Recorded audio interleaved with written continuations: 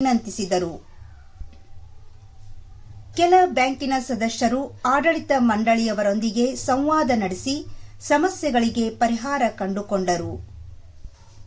ಈ ಸಂದರ್ಭದಲ್ಲಿ ಬ್ಯಾಂಕಿನ ವಿವಿಧ ಶಾಖೆಗಳ ವ್ಯವಸ್ಥಾಪಕರಾದ ಬಸವರಾಜ್ ಗುಳ್, ಅನಿಲ್ ಮುನ್ನೋಳಿ, ರವೀಂದ್ರ ಬಾಳಿಕಾಯಿ, ಶ್ರೀಮತಿ ನೀತಾ ಸರದಾರ್, ಲೆಕ್ಕಾಧಿಕಾರಿ ಶ್ರೀಮತಿ ಪ್ರೇಮಾ ರಾಜಣ್ಣವರ್ ಮತ್ತು ಸಿಬ್ಬಂದಿಗಳು, ಸದಸ್ಯರು, ಗ್ರಾಹಕರು ಹೆಚ್ಚಿನ ಸಂಖ್ಯೆಯಲ್ಲಿ ಹಾಜರಿದ್ದರು.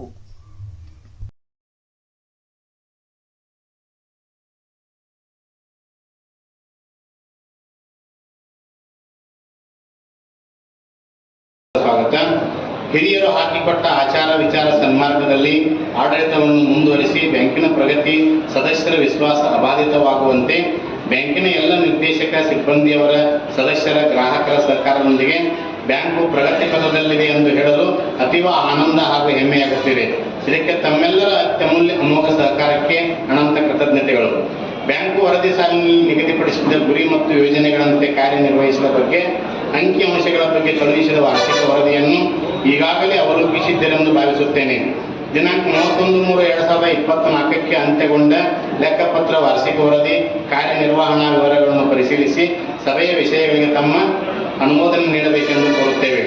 ವಿಷಯ ನಂಬರ್ 1, ಸಾಧಾರಣ ಸಭೆಯ ನಡವಳಿಕೆಗಳಿಗೆ ತಮ್ಮ ಅನುಮೋದನೆಯನ್ನು ದೃಢೀಕರಿಸುತ್ತೇವೆ. ವಿಷಯ